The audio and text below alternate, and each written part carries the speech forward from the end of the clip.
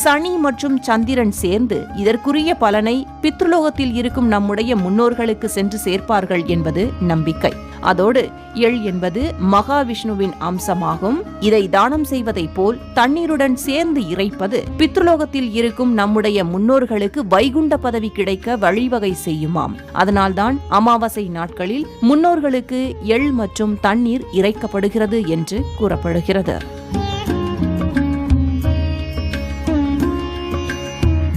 நேயர்களே, ஆடி அமாவாசையில் நாம் கொடுக்கும் தர்ப்பணத்தை நம்முடைய முன்னோர்களே நேரடியாக ஏற்பதாக ஐதீகம். அது மட்டுமல்ல, ஆடி அமாவாசையில் தர்ப்பணம் கொடுப்பது 3 தலைமுறை முன்னோர்கள் மட்டுமின்றி அதற்கு முந்தைய தலைமுறையினரையும் சென்று சேரும் என்பது நம்பிக்கை.